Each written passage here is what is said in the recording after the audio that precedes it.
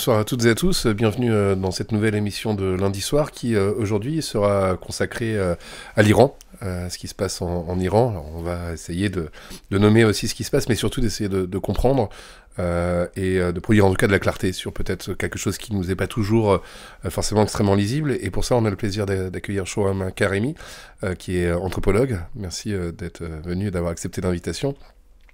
Tu as alors, à la fois une relation très intime avec l'Iran, parce que tu es né en Iran, et puis tes travaux de recherche aussi, imbriqués entre ton histoire familiale et puis tes préoccupations de recherche sur une anthropologie un peu historique de la violence en Iran.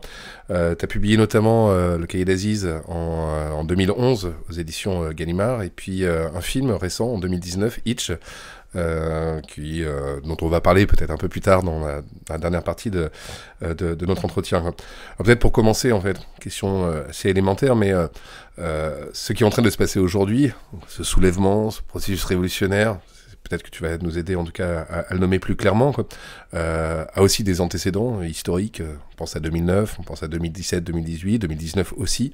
Quels sont peut-être les continuums entre ces différents temps de contestation, et aussi quelles sont peut-être les ruptures? Alors on peut citer plusieurs choses. Déjà, j'aimerais revenir sur l'image que tu donnes au début de produire de la clarté. En effet, la situation est un peu sombre parce qu'on connaît pas bien ce qui se passe dans le pays, parce que c'est compliqué de faire sortir des informations, parce que les chercheurs qui travaillent sur l'Iran, en fait, ont pendant très longtemps et continuent encore de respecter les lignes rouges, c'est-à-dire que collaborent à créer cette image de la République islamique comme un pouvoir qui est finalement relativement accepté de la population, qui a une stabilité, une légitimité, etc. Et par rapport à ce discours académique, hein, surtout, qui reste à l'intérieur des frontières de ce qui est dissible pour le pouvoir iranien.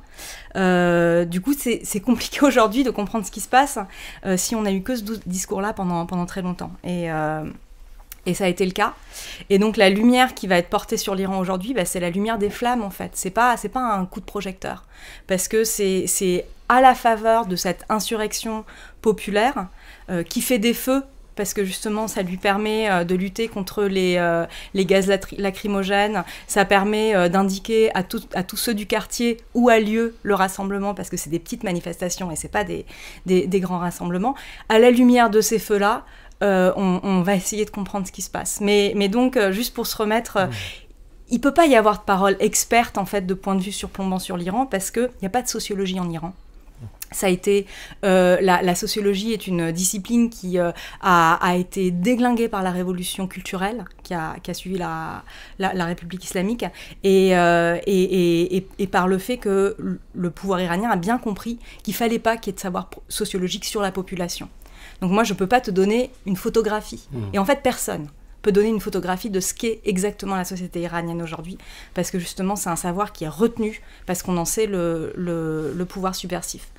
Et qu'à l'extérieur de l'Iran, et c'est un petit peu le scandale, moi, contre lequel je me construis depuis plus de 10 ans que je travaille sur l'Iran, à l'extérieur même de l'Iran, on continue à respecter toutes les contraintes qui sont posées à l'intérieur du pays.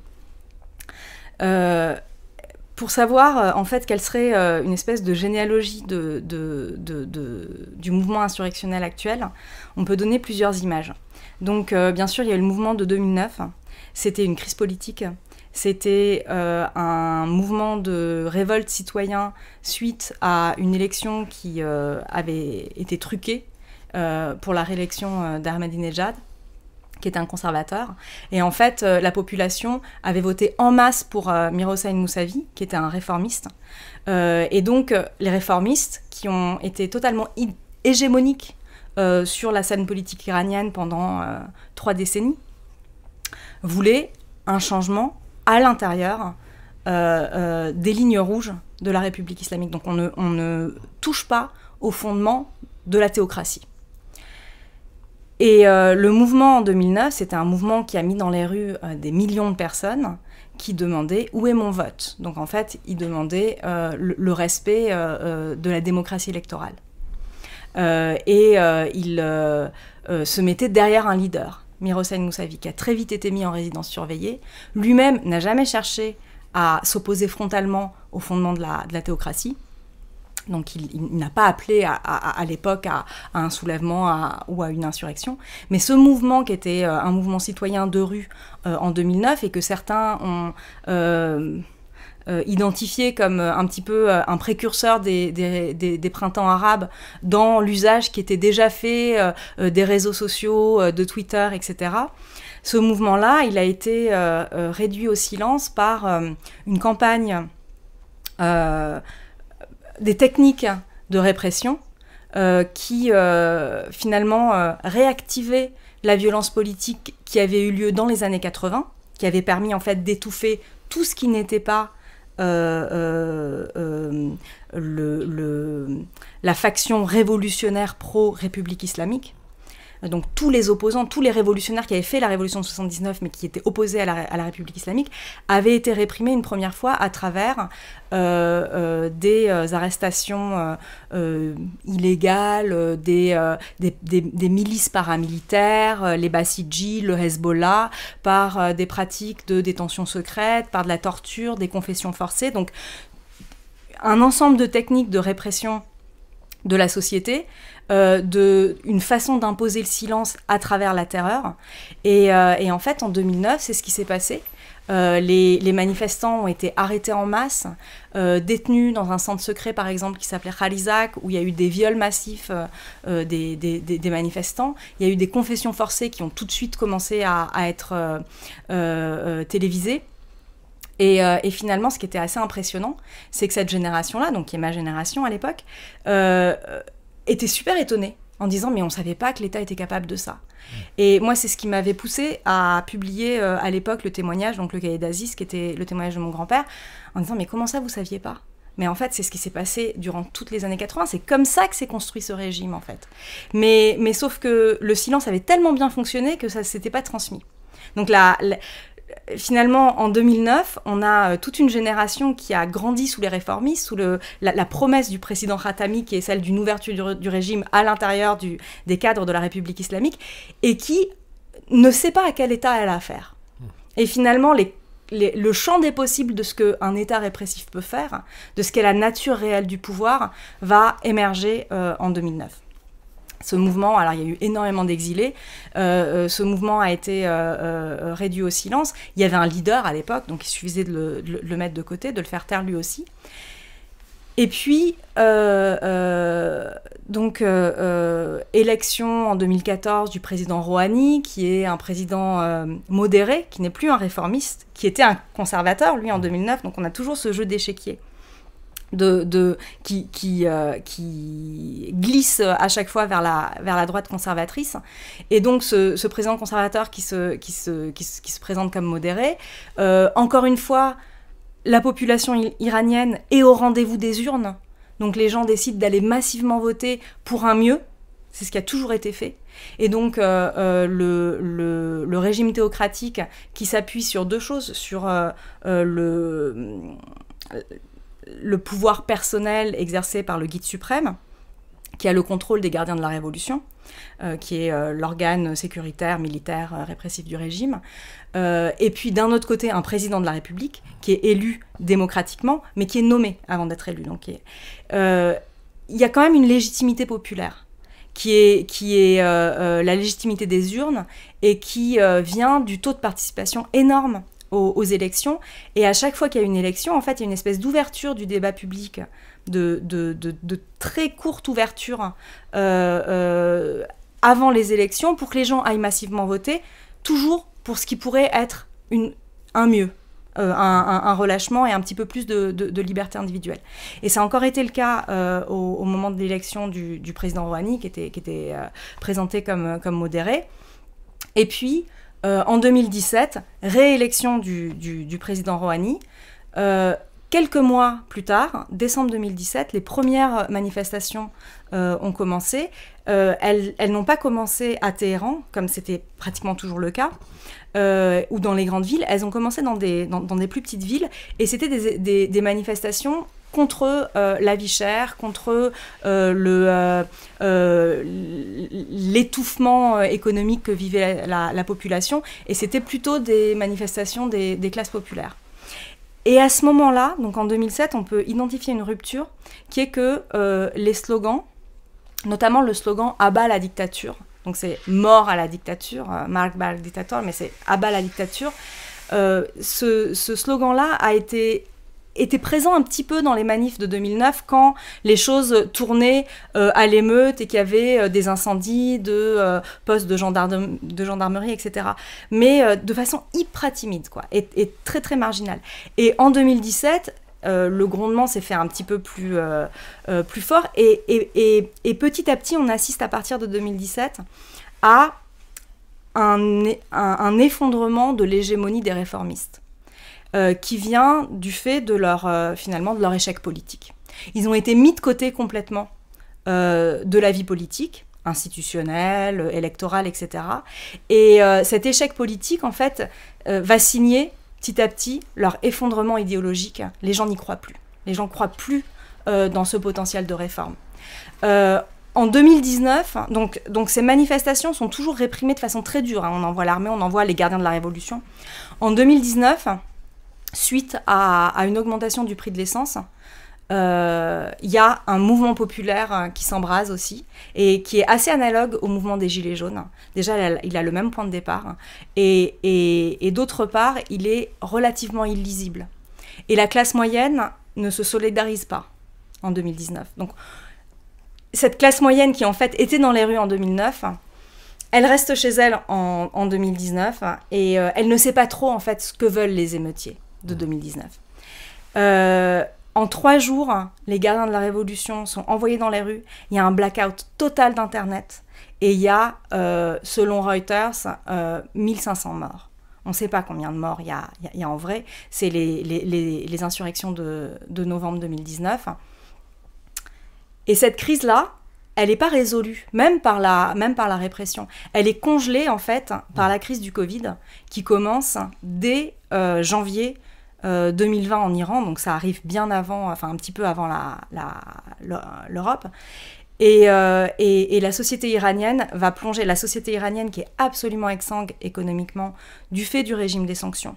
Le régime des sanctions qui, depuis avant 2014, mais après l'espèce de blocage des négociations sur des négociations sur le nucléaire, il y a un régime des sanctions très dur qui est réappuyé comme ça par les États-Unis et qui met la société iranienne à genoux. Et il faut voir que ceux qui pâtissent du régime des sanctions, c'est la classe moyenne. L'élite militaro-économique des gardiens de la Révolution qui tiennent les contrats de construction, toute la téléphonie, qui exercent en fait, qui ont investi l'économie du pays dans un néolibéralisme armé comme ça qui prévaut en Iran. Cette élite-là, elle n'est pas forcément affaiblie par le régime des sanctions. Et en fait, elle va aussi pouvoir en profiter et elle va s'enrichir. Mais ceux qui sont affaiblis, ce sont les classes moyennes qui sont comprimées jusqu'à disparition, et les classes populaires qui sont la base électorale ou la clientèle, on va dire, historique de la République islamique, qui est par ailleurs un État rentier, pétrolier, donc qui peut faire de la redistribution. Sauf que là, ça ne marche plus, du fait des sanctions, mais aussi du fait de la corruption. Et donc, la crise du Covid est extrêmement meurtrière en Iran, extrêmement meurtrière. On a tous autour de nous des proches qui sont morts. Sa gestion est désastreuse. Il y a un non-accès aussi à tous les vaccins occidentaux, etc. Et donc, on arrive actuellement à une société qui est totalement à genoux économiquement, dont les crises antérieures n'ont pas été résolues ou apaisées, mais qui avaient été uniquement congelé par le Covid, et l'embrasement qui a eu lieu après la mort de Mahsa Jina Amini, tuée par la police des mœurs. Et justement, ce qui a changé dans ce qu'on est en train d'observer en ce moment, c'est aussi peut-être la composition sociologique des gens qui participent à ces mouvements. On parle beaucoup, évidemment, bien sûr, des femmes. On parle de la jeunesse aussi. ou même des vidéos circulent sur des lycéennes qui font toute une série d'actions. Comment on peut comprendre justement que cette jeunesse en fait défie en fait cette répression-là, même si justement peut-être que eux-mêmes en fait n'ont pas forcément une mémoire ou un souvenir. Comment toi tu le comprends, comment tu peux... Alors, il y aurait deux réponses à apporter là. C'est que, d'une part, en fait, Mahsa Amini, donc, qui s'appelle Gina, mais son prénom kurde n'est pas enregistré par l'état civil iranien parce que les prénoms kurdes ne sont pas acceptés, donc elle est kurde. Et c'est un élément très important parce que moi, il me semble, et ça c'est ma lecture, que en fait, cette fille qui a été arrêtée parce qu'elle portait mal le voile par la police des mœurs et tabassée, elle n'était pas plus mal voilée que n'importe quelle autre fille de Téhéran de son âge qui appartient à la classe moyenne. Sauf que c'est elle qui a été arrêtée. Et sauf que son arrestation... Kurde en visite à Téhéran, donc elle n'avait pas les codes pour bien circuler. Elle était en métro, elle était donc dans les transports en commun, elle n'était pas en taxi privé, etc. Sa façon de marcher, sa façon de se poser, sa façon de négocier avec la police, son accent, tout ça fait que elle n'a pas eu la même interaction avec ces forces de sécurité que la plupart des Téhéranaises de classe moyenne qui savent négocier en fait leur petite marge de liberté au quotidien. Et donc, moi, j'ai entendu beaucoup d'amis kurdes dans les dernières décennies qui me parlaient de la violence particulière de la police à leur égard, mais parce qu'ils étaient kurdes. Dès qu'ils parlaient et qu'on sentait leur accent. Donc en fait, il y a une énorme répression des minorités. L'Iran, c'est une mosaïque de différentes populations, avec beaucoup de minorités ethnico-religieuses, enfin différentes populations. Il y a les Baloutches, il y a les arabophones dans le Khouzestan, il y a les Kurdes, il y a les Bahaïs. Enfin, il y a énormément il y a une population comme ça mosaïcale. Mais en fait, il y a également beaucoup d'enfants de réfugiés afghans qui n'auront jamais la nationalité iranienne, parce qu'il y a une énorme xénophobie d'État, en fait, en Iran. Et donc ça, c'est un élément, c'est une des composantes de cet État-là, de la République islamique. Donc cette République islamique qui peut paraître comme protectrice, en fait, des luttes anti-impérialistes dans le monde, chez elle, exerce une énorme violence d'État contre les minorités qui se traduit par des politiques militaires contre-insurrectionnelles au Kurdistan depuis les années 80 et antiterroristes au Baloutchistan sunnite. Donc en fait, on a cette violence-là qui est vécue tous les jours. Et Mahsa Jina, elle est morte à l'hôpital. Son corps a été rendu à sa famille dans la ville de Sarez au Kurdistan. Ils ont voulu, donc ils ont ramené le corps à 3h du matin, ils leur ont demandé d'enterrer le corps de nuit pour justement, parce qu'il commençait à y avoir des rassemblements à Téhéran face au scandale de cette mort sous les coups de la police des mœurs. La famille a refusé et ils ont organisé des funérailles qui étaient un rassemblement politique. Donc ils ont politisé ces funérailles dès le lendemain samedi de sa mort. Et il faut savoir que le Kurdistan a une mémoire de lutte et de résistance absolument phénoménale. Il y a eu une guerre civile au Kurdistan de 1979 à 1986 au moins, et qui a duré encore jusqu'aux années 90. Et il y a des partis d'opposition kurdes iraniens, comme le Parti démocrate du Kurdistan ou le Komele, qui est le parti communiste, hein, qui ont une vraie présence parmi la population, qui ont une organisation très vivace et qui ont des bases dans le Kurdistan irakien, qui d'ailleurs, depuis une semaine, est ciblé militairement. Il y a des bombardements par les gardiens de la Révolution, qui ont fait plusieurs dizaines de morts. Et donc, cette société civile kurde, ces réseaux de résistance kurdes, ce sont eux qui ont pris la parole, ce sont des femmes qui ont pris la parole aux funérailles de Mahsa Jina, et c'est de là qu'est partie la première manifestation. Il y avait eu des rassemblements à Téhéran, mais c'est à Sarez qu'est partie la première manifestation et qu'a commencé à retentir le cri « Femme, vie, liberté » qui est devenu le slogan de ces insurrections. C'est un slogan qui existait dans les manifestations kurdes depuis les années 2000. C'est un slogan qui vient des Kurdes de Turquie et qui vient des militants du PKK et qui s'ancre en fait dans la pensée de Abdullah Öcalan et dans la façon dont il a, dans ses écrits de prison, pensé la libération comme étant impossible sans la libération des femmes. Donc en fait, il y a quand même une pensée féministe, mais qui est aussi une pensée de libération kurde, qui est à l'origine, qui est une des généalogies. Donc on a les émeutes de 2019 et toute cette colère qui touche les classes populaires, en fait, qui était la clientèle habituelle du régime et qui se retrouve complètement étouffée. On a cette mémoire de lutte et cette façon de s'organiser et de penser en fait le féminisme et la domination qui vient aussi des luttes kurdes. Et très vite, cet embrasement finalement enflamme tout le pays. Et dès les premiers jours, il y a des manifestations dans plus de 90 villes. Donc c'est un mouvement qui part très vite. La jeunesse est absolument au premier plan de ce mouvement-là, qui est un mouvement de rue. Et c'est une jeunesse, et ça sera encore une autre généalogie, c'est cette jeunesse qui est née avec les réseaux sociaux, qui maîtrise les réseaux sociaux et qui a commencé, moi ce à quoi m'a fait penser, ce à quoi m'ont fait penser tous ces jeunes et leur façon en fait de lutter entre la rue et les réseaux sociaux, c'était aussi la chanson qui, je sais pas si vous vous souvenez, à un moment il y avait une bande de jeunes qui avait repris une chanson de Colin Farrell, je crois, et qui et les filles, elles chantaient pareil sans voile, et ils ont tous été emprisonnés.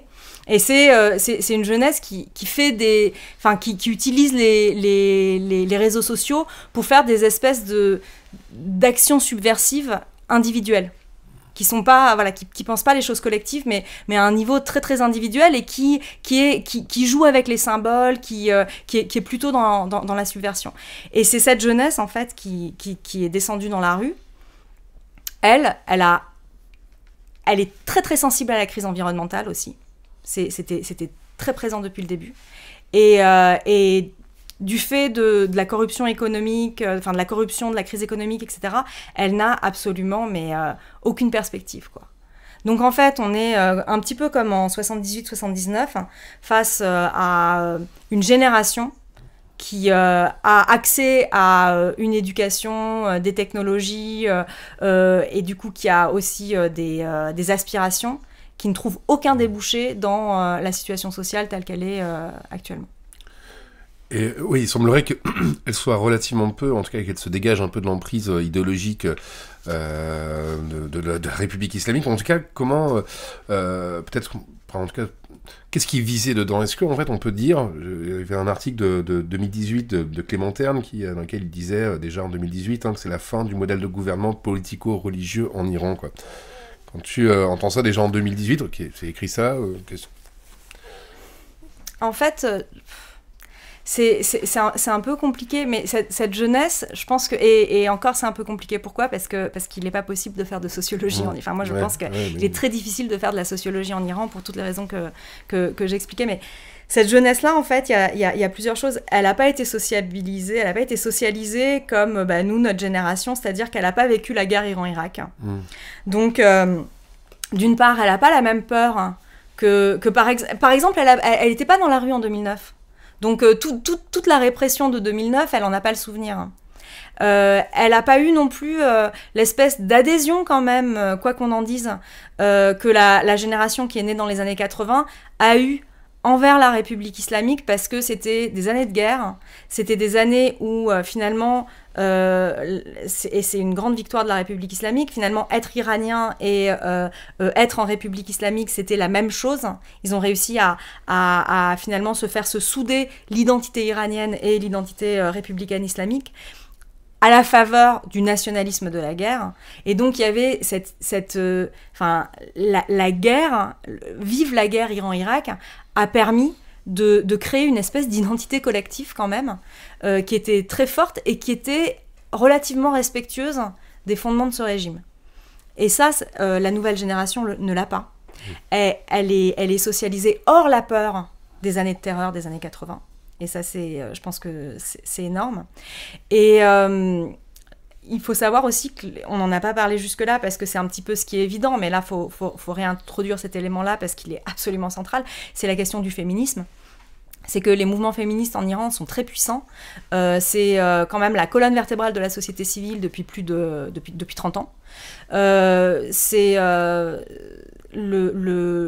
sont des réseaux qui sont à la fois très locaux et qui sont très globaux aussi. C'est-à-dire qu'il y a beaucoup de féministes exilés qui vont, de féministes environnementalistes, de féministes communistes, de féministes kurdes, etc. Donc c'est un mouvement extrêmement divers et qui est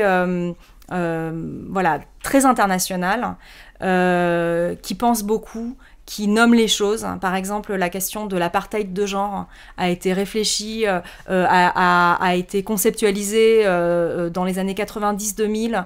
Il y a eu la campagne pour 1 million de signatures, qui était une campagne lancée par des féministes pour recueillir 1 million de signatures pour changer la Constitution. Et en fait, elles ont obtenu les 1 million de signatures, ce qui est quelque chose d'énorme, mais elles ont été très sévèrement réprimées. C'était avant 2009, c'était en 2008, mais elles ont formé en fait toute une génération. Et il y a ce mouvement féministe qui a continué, qui a perduré et qui a continué. En fait, ça fournit des cadres de pensée, notamment pour penser les différentes dominations, la domination sociale,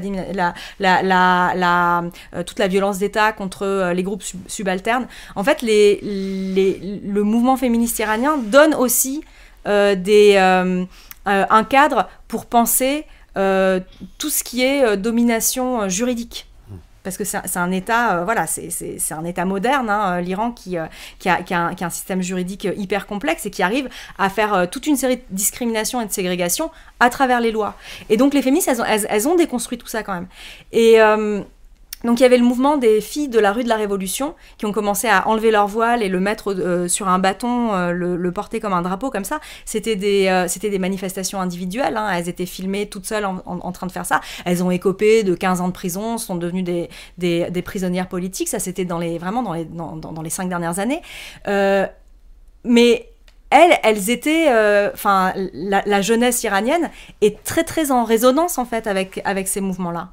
Donc on a une jeunesse qui est hyper sensible en fait au féminisme antipatriarcal global qui avec MeToo a explosé dans le monde, quoi. Donc elle utilise ses codes, elle utilise son langage, elle se reconnaît en fait dans les analyses qui sont faites sur le pouvoir qui s'inscrit dans le corps des femmes, et donc c'est de là qu'elle résiste, quoi.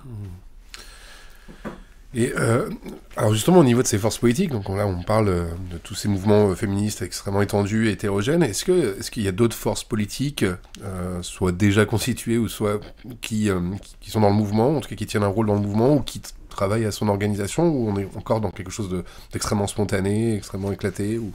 En fait, ce que je peux dire, c'est que c'est encore un élément absolument essentiel. Là, peut-être je suis pas allée au bout de mon analyse tout à l'heure. C'est que pour la première fois, donc quand je disais à bas la dictature, on l'a entendu timidement, et puis un petit peu plus en 2019, les choses n'ont pas été résolues mais congelées. Et là, la femme, vie, liberté, ok, c'est le slogan de ces insurrections. Mais ce qu'on entend dans la rue, c'est à bas la dictature. Et là, c'est arrivé avec une force inouïe. Et c'est devenu le slogan totalement hégémonique et majoritaire. Enfin, il n'y en a pas d'autre, en fait. Et la seule demande de toutes ces différentes populations qui sont dans la rue, donc en fait, on a toutes les régions qui sont opprimés, le Khouzestan, le Sistan Baloutchistan, le Kurdistan, qui sont dans des formes d'insurrection extrêmement radicales, où on va mettre le feu à des maisons de gardiens de la Révolution, à des postes de contrôle de la police, on va prendre des armes. Il y a la ville de Osnavier au Kurdistan qui a été sous le contrôle des insurgés pendant plus de 48 heures. Enfin, il y a au Sistan Baloutchistan, après le viol d'une manifestante par un policier, il y a eu pareil un embrasement incroyable avec le feu qui a été mis à des postes de gens, à des bâtiments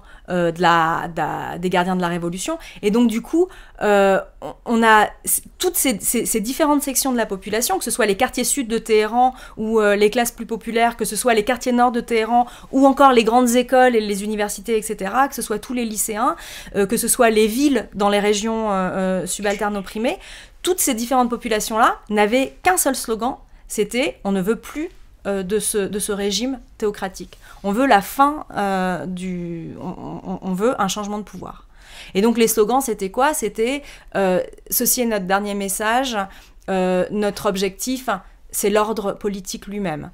C'était cette année, c'est l'année du sang, Sayed Ali, donc Khamenei, tu vas partir.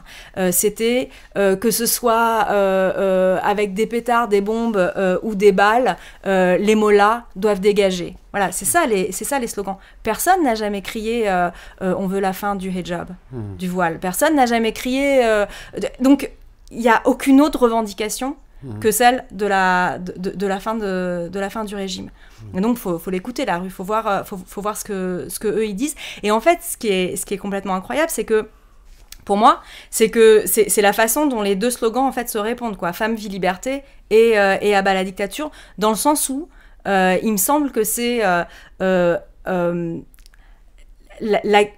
fait que les révoltes se cristallisent autour de la question du voile, qui est en fait un des piliers du régime théocratique, ça a donné la possibilité, ça a ouvert cette porte jusque-là fermée depuis 43 ans, qui est de dire, en fait, ce qu'on veut, c'est pas des réformes, c'est rien d'autre qu'un changement de pouvoir. Et c'est la première fois qu'on a une telle revendication. Jamais jusque-là, les révoltes, en fait, n'avaient demandé ça de façon aussi unanime. C'est absolument extraordinaire, enfin, c'est complètement surprenant et jamais vu. Il y a un bouleversement un peu géologique, tu vois, c'est une tectonique, tout le monde est un peu sous le choc par la puissance de la déflagration. Et donc, on ne sait pas où les choses vont aller, mais ce qu'on sait, c'est que ce qui a été dit là, c'est un franchissement collectif d'une ligne rouge. Et c'est permis c'est totalement permis par le fait que dans la rue, concrètement, on a une génération jeune et hardie qui résiste et qui riposte et qui trouve des moyens là en faisant ses feux, demandant aux voitures il y a des vidéos assez incroyables qui en fait arrivent à filmer comment commence une manifestation. D'abord, il y a des voitures qui arrivent, qui klaxonnent et qui créent un embouteillage. Ensuite, il y a les motos qui arrivent. Les voitures se mettent un peu de côté. Et puis, la foule des manifestants, enfin la foule, une petite foule se forme et on commence à faire un feu. Parce que comme ça nous permet de lutter contre les gaz lacrymogènes. Ça permet de dire aux autres qu'on est là puisque l'Internet est coupé ou parce qu'on n'emmène pas ses téléphones portables en manif. Et on part de là. Et aussi, le feu, il permet de brûler le voile. Parce qu'en fait, les gens, finalement, se concentrent sur une ou deux demandes. Il n'y a pas de discussion sur ce qu'on veut ou ce qu'on pourrait vouloir ou où pourrait aller le mouvement. Il n'y a aucune discussion en fait là-dessus pour l'instant. On est sur une concentration assez disciplinée sur on veut la chute du régime et le moyen d'y parvenir, c'est de demander l'égalité homme-femme et donc du coup de demander la destruction d'un des piliers de la théocratie, sachant que la destruction de ce pilier signifie le changement de régime lui-même, quoi. C'est fascinant de voir justement, enfin, dans un contexte d'extrême répression, de voir tous ces savoirs un peu improvisés, ordinaires, sur la capacité quand même à malgré tout faire des manifestations. Justement, les opérations, du coup, nous, parfois, on a un peu du mal à imaginer si c'est quelque chose de massif, si c'est ou si c'est plus, comment dire, un peu moins massif qu'on pourrait l'imaginer. J'en sais rien, quoi. Mais quel genre d'autres opérations sont faites par... En fait, donc ce qui a eu lieu dans les 2 premières semaines, et c'était extrêmement impressionnant, parce qu'encore en 2019, en 3 jours, ils ont tué 1500 personnes. Ouais. Je veux dire, ça n'a pas duré longtemps. Oui. Hein. Là, ça fait 3 semaines que ça dure. Dans les 2 premières semaines, c'était extrêmement large. Et donc, du coup, quand je dis il y avait 90 villes qui étaient en insurrection, ça veut dire aussi que les forces armées, en fait, étaient voilà, à tous les postes, et donc étaient très fatiguées et fragmentées. Et ça a affaibli la riposte, enfin la répression étatique dans un premier temps, parce qu'il y avait énormément de petits contre-feux. Et on n'a pas eu de grandes manifestations de rue. Au départ, on l'attendait, et puis on a très vite compris que ça n'aurait pas lieu. Et c'était pas la méthode qui était employée, parce qu'on savait très bien que si les manifestants commençaient à descendre dans une grande artère de Téhéran par centaines de milliers, il était facile pour les forces anti-émeutes, parce que c'était la police anti-émeute qui était impliquée, c'était les forces de police, hein, la police anti-émeute et les policiers en civil. C'était très facile pour eux de venir, de nasser, et de réprimer avec les techniques qu'on connaît ici en France aussi de anti-émeute de base, quoi. Et donc en fait, dès l'origine, les insurrections ont pris un autre chemin, ont pris un chemin de traverse pour échapper à ce type de répression, pour ne pas pouvoir lui laisser la place. La grande question qui se posait, c'est pourquoi est-ce que le pouvoir n'a pas envoyé les gardiens de la Révolution.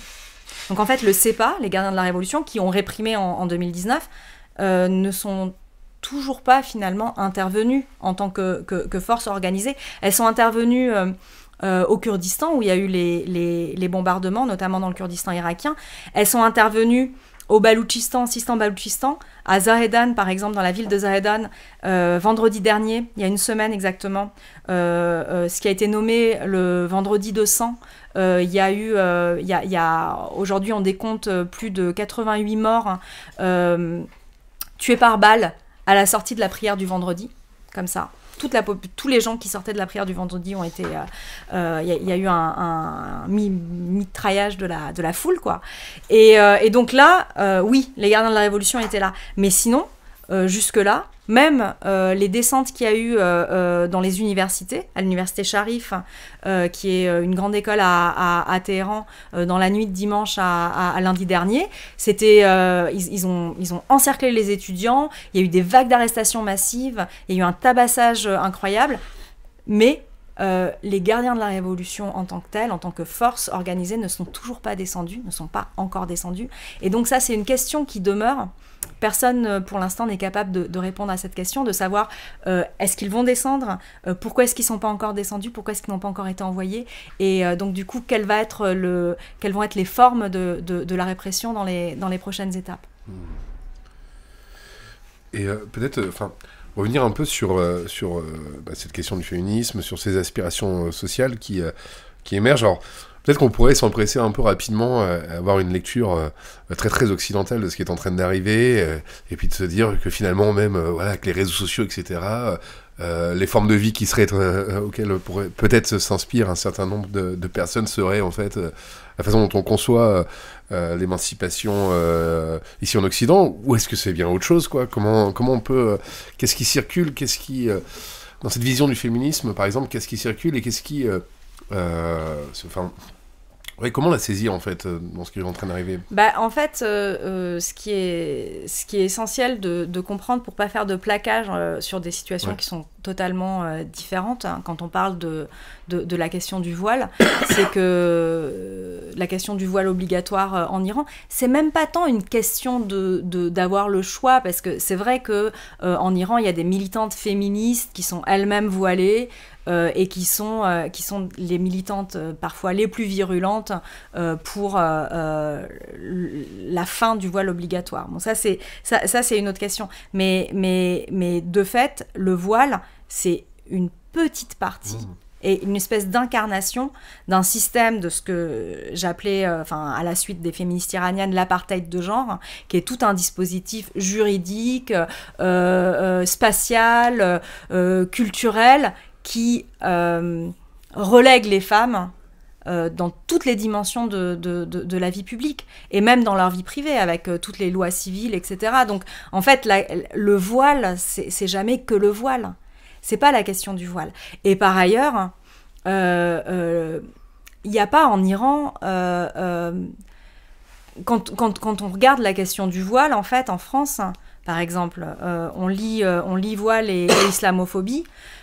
Chez les Iraniennes, il n'y a pas une haine du voile comme étant quelque chose, une altérité. Moi, ma mère était voilée, c'était une opposante à la République islamique, c'était une révolutionnaire, mais elle était voilée. Ma grand-mère était voilée. J'ai pas de raideur quand je vois un voile. C'est pas quelque chose d'étranger, c'est pas quelque chose qui me dégoûte. C'est quelque chose qui existe, en fait, dans l'espace social. Simplement, c'est une question du contrôle du corps et de l'inscription, parce que à travers le voile, en fait, c'est le pouvoir théocratique qui utilise le corps des femmes comme un support d'inscription de son pouvoir dans la vie quotidienne, pour les femmes et pour les hommes.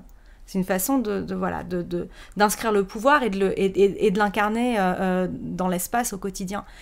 Et donc, du coup, la question du voile se pose totalement différemment.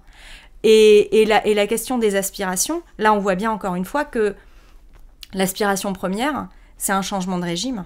Et donc en effet, c'est la fin du pouvoir théocratique.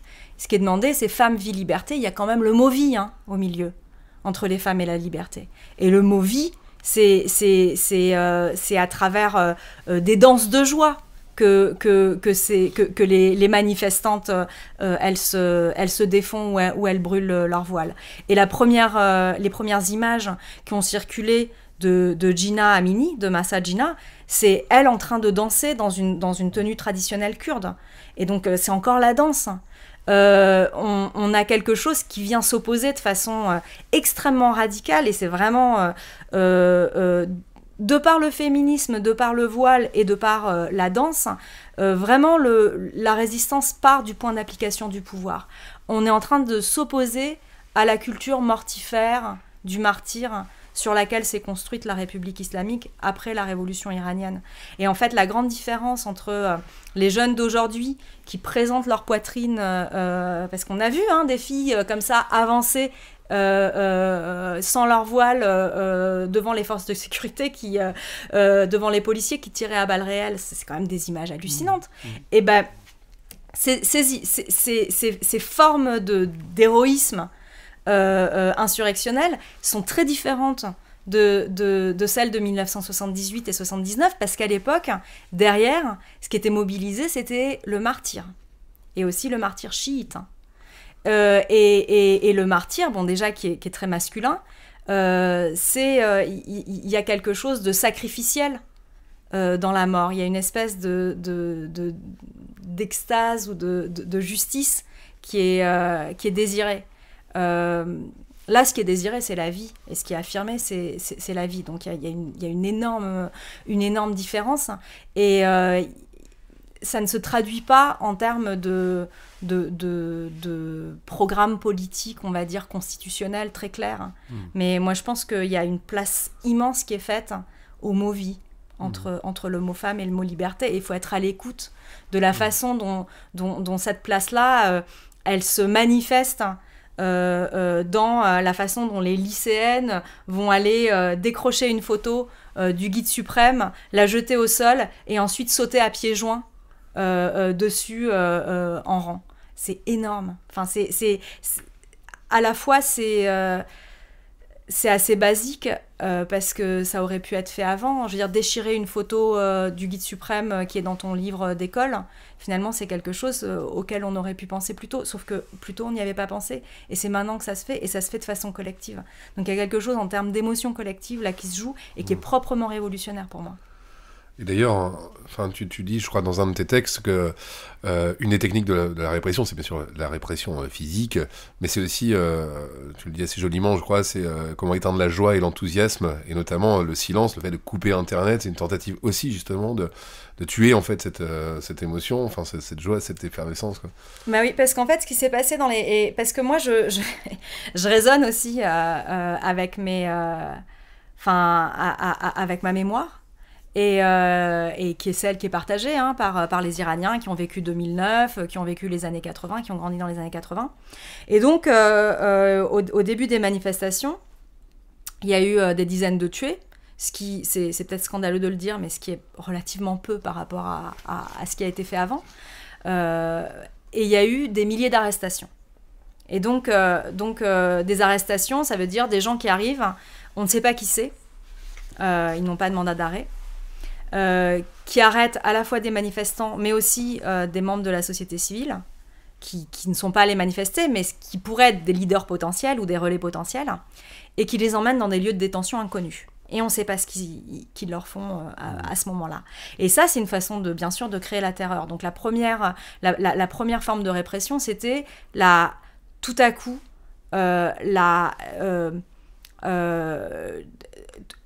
disons, tout le dispositif un peu paralégal, illégal, secret de l'État. Les Bassidji, les paramilitaires, les boss écharsis, ça veut dire les forces de sécurité en tenue civile, qui arrivent et qui font des détentions illégales et qui amènent dans des lieux de détention secrets. Donc tout ça, c'est la part illégale, paramilitaire du dispositif d'État qui rentre en scène et qui commence à orchestrer, à faire monter la peur, l'intimidation, l'anxiété, Internet qui commence à être bloqué, pas complètement, mais relativement bloqué, et puis le guide suprême qui se tait. Et qui a parlé il y a quelques jours seulement. Donc pendant 10 jours, pendant 12 jours, il y a ces révoltes dans la rue qui crient « Abba Khomeini », un truc qui s'est jamais vu en 43 ans, et le guide suprême qui se tait. Et là, la tension monte, on commence à être gagné par l'angoisse. Et moi, donc, de ma position avec ma mémoire, je lisais ça comme une façon de désactiver par l'angoisse et par l'inquiétude toute la joie qui était née au début de ces révoltes où tout à coup le rideau de la peur tombe pour tout le monde, quoi. Sauf que finalement, je trouve que les événements m'ont pas donné tort, mais m'ont montré que les choses sont en mouvement. C'est que le lendemain de ces descentes-là, de ces raids et qui sont là pour créer l'angoisse, il y a encore plus de gens dans la rue. Et les lycéennes continuent à manifester. Et donc, du coup, ce qui fait l'actualité, c'est pas tant la violence de la répression que la continuation des insurrections par à chaque fois d'autres moyens. Et donc, du coup, ça, c'est quand même assez exceptionnel. Enfin, on est vraiment dans un jeu, pour l'instant, de résistance qui se joue au niveau de... On maintient, en fait, l'intensité de la colère et on ne se laisse pas gagner par toutes ces opérations de désactivation qui sont mises en place par le pouvoir et auxquelles, en fait, ceux qui ont des réflexes un peu plus anciens comme moi vont peut-être obéir au départ, quoi. On va avoir le réflexe de faire un pas en arrière, sauf que les jeunes, eux, ils font aucun pas en arrière et c'est ça qui est... Et donc, du coup, c'est quelque chose d'assez nouveau, quoi. Et une des choses qu'a dit le guide suprême, c'est justement, enfin, en opération de disqualification de ce qui était en train de se passer, c'est de jouer un petit peu sur le fait que ça serait des formes d'impérialisme, des formes de vie occidentale un peu décadentes qui entreraient en Iran, ou finalement, au fond, de jouer aussi sur ce sentiment anti-occidental, qui a raison d'ailleurs pour les questions économiques, sur les sanctions économiques, en fait, peut avoir de la prise. Est-ce qu'on a une idée un peu justement l'acceptabilité de ce genre de discours dans la population? Est-ce qu'il y aurait je sais pas, quelque chose de l'ordre d'une rupture générationnelle ou pas du tout? On n'a pas d'idée de l'efficacité de ce discours sur la population iranienne parce qu'encore une fois, on a beaucoup de mal à la photographier. Simplement, ce que je peux te dire, c'est qu'il me semble, moi, à l'écoute de tout ce que j'entends, mais ensuite, et à l'engagement aussi de toutes les classes populaires, et encore une fois, non seulement des classes populaires, mais vraiment de toutes les différentes populations subalternes qui sont dans la rue, qu'en fait, les Iraniens, ça fait longtemps qu'ils ne sont pas dupes de ce discours-là. Eux savent depuis très longtemps que cet État-là, en fait, il n'a rien d'anti-impérialiste.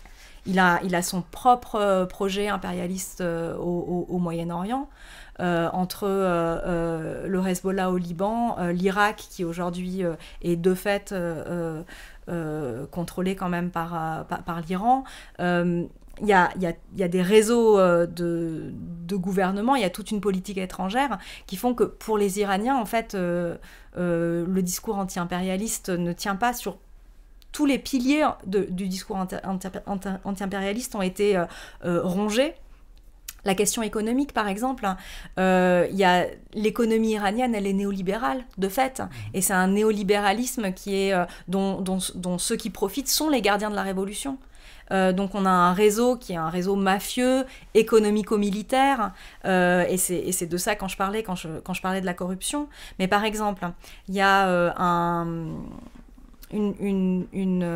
des réseaux syndicaux qui sont très forts. Il y a ils sont pas forts dans le sens où ils sont absolument massifs parce qu'ils sont extrêmement réprimés, mais ils ont une endurance très grande. Et notamment le syndicalisme ouvrier en Iran, dans les 2 dernières décennies, a une histoire forte. Ce sont des syndicalistes qui ont l'habitude en fait d'aller et venir en prison. Ils sont détenus et libérés comme ça on and off depuis plus de 20 ans. Donc il y a des caisses de grève, il y a des réseaux de soutien très très locaux qui sont très organisés. Et ces syndicalistes ouvriers, en fait, ils sont la preuve vivante et ils documentent le fait que l'industrie iranienne est aussi disons, comprimé, réprimé par des politiques néolibérales. Par exemple, des syndicalistes, un mouvement syndical puissant, c'est celui des syndicalistes Haftapé. Haftapé, ce sont les usines de sucre. Les usines de sucre en Iran, donc il y avait une grande production de sucre, et c'est Ahmadinejad qui, dans le reste du monde, a un petit peu paru comme étant un héros du socialisme, là, qui a casser cette industrie-là en important le sucre d'Asie à un moment et en revendant les champs de sucre à tous ses potes, à tous ses amis au sein des gardiens de la Révolution. Et donc, du coup, les Iraniens eux-mêmes savent très bien que de ce point de vue-là, le discours anti-impérialiste de l'État iranien ne tient pas, puisque à la maison, en fait, il est le néolibéralisme et la règle. Et déstructure l'économie. Le 3e volet, donc ça, il y a le volet politique extérieur, il y a le volet économique. Ensuite, le volet plus sur la question des mœurs et des modes de vie.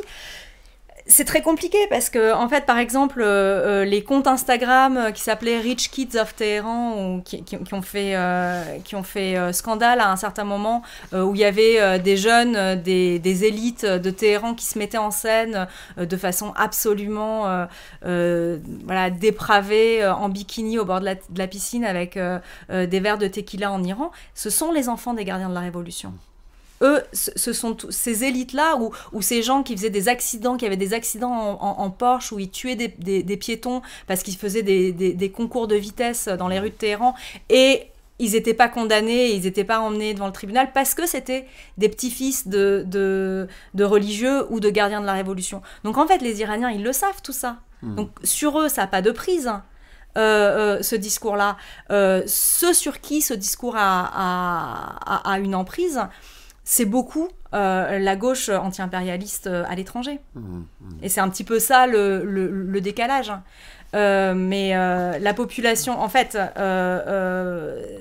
j'étais plus prudente dans ce que j'affirmais il y a quelques années, mais aujourd'hui, de voir les différents segments de la population iranienne descendre ensemble dans la rue en criant « à bas la dictature », ben moi je me mets à leur écoute en fait. Bien sûr. Mais justement, enfin, ça me permet de parler de la question un peu plus géopolitique. J'aimerais qu'on se garde quand même quelques minutes pour parler aussi de tes propres travaux, parce que...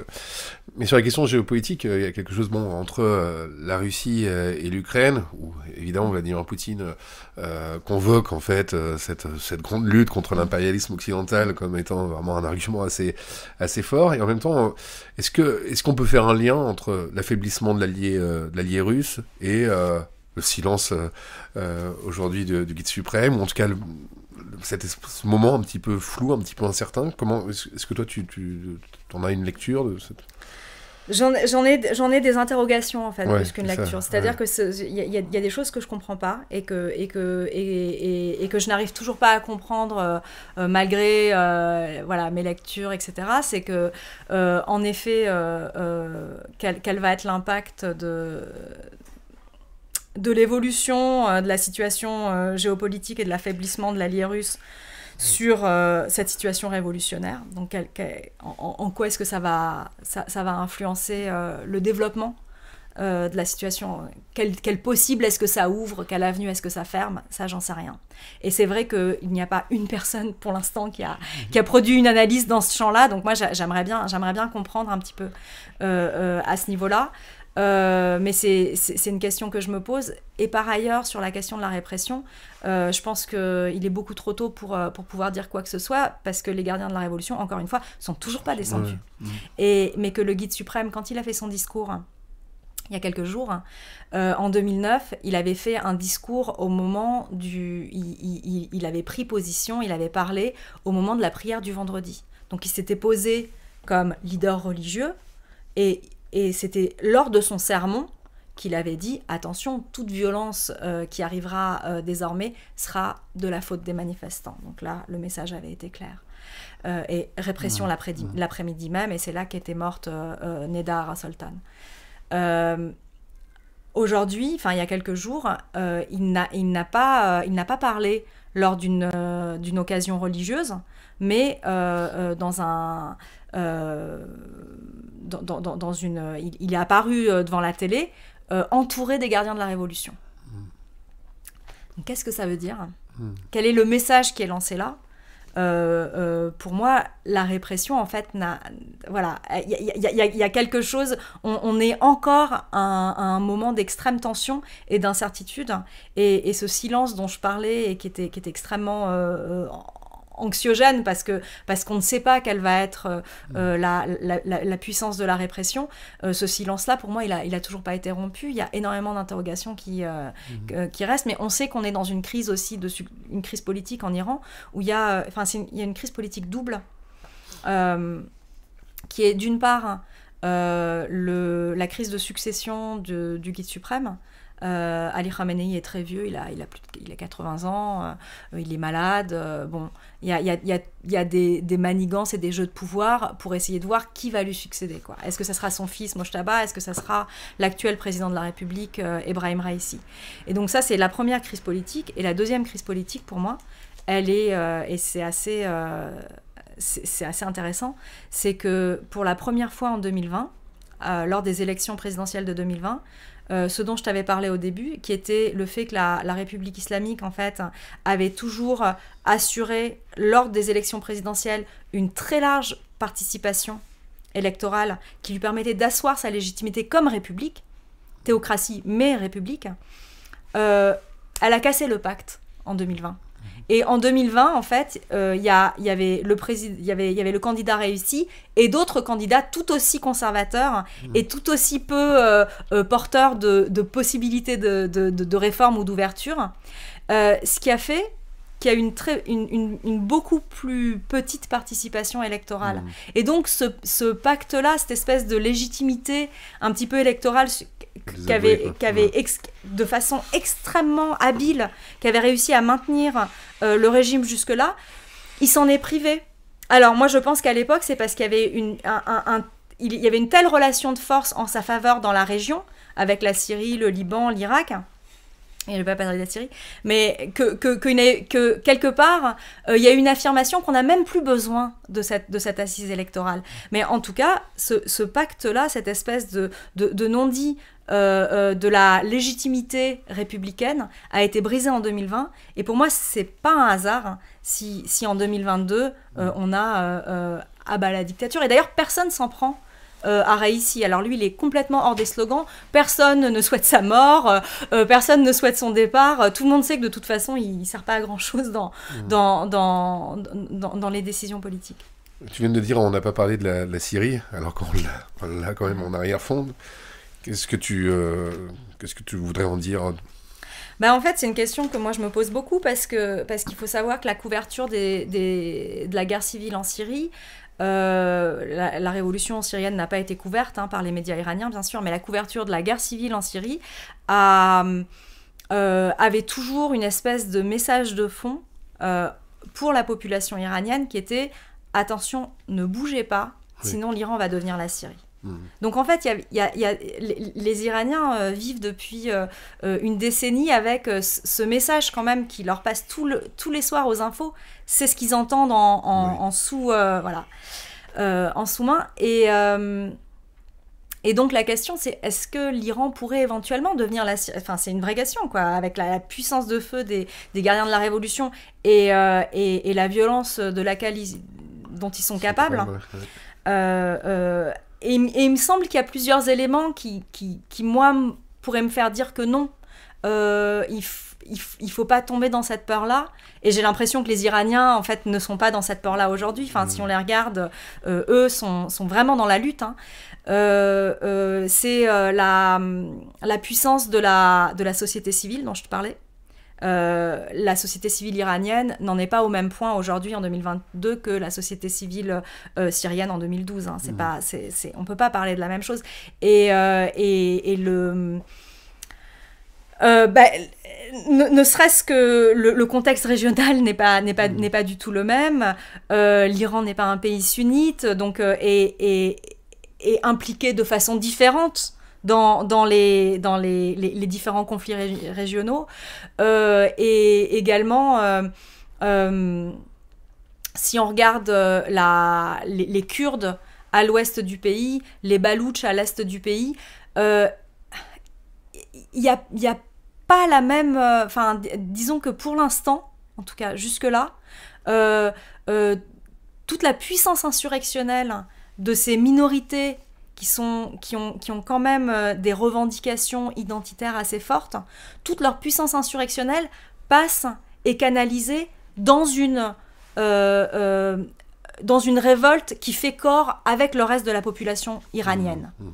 C'est-à-dire qu'ils ne demandent pas, pour l'instant, ce ne sont pas des déclarations d'indépendance ou des demandes d'autonomie, donc ce ne sont pas des demandes qui sont localisées à la situation de ces régions-là, mais ce sont des mouvements insurrectionnels qui rejoignent vraiment le reste du tissu, du corps de la population iranienne. Donc voilà, il y a tous ces éléments-là, moi, qui me font dire que bon, on est dans une situation totalement différente. Mais c'est vrai que le message a toujours été celui-là, ne bougez pas, sinon l'Iran devient la Syrie. Bon, on aurait à discuter encore énormément sur la situation en Iran. J'aimerais simplement, pour terminer, qu'on parle de tes travaux, parce que, déjà, moi, je les trouve absolument fascinants.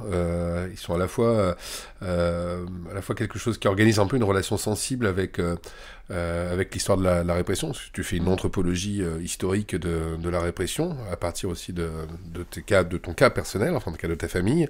Et puis en même temps, voilà, ça produit toute une série de connaissances sur comment la répression a fonctionné, notamment en fait sur, bien sûr, la répression physique, mais aussi l'effacement, cette politique de l'effacement des traces, de l'oubli.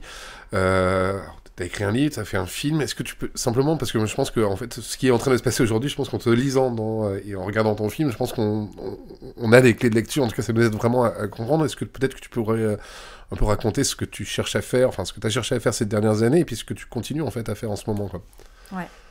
En fait, peut-être la chose que je pourrais dire, c'est me concentrer autour de la question des émotions, finalement, parce que si la question est de savoir si ce qui se passe aujourd'hui en Iran pourrait devenir une révolution, et déjà le début d'une révolution, voilà, à quoi est-ce qu'on a affaire, moi j'ai l'impression j'y entends en fait des émotions révolutionnaires, j'y vois des émotions révolutionnaires.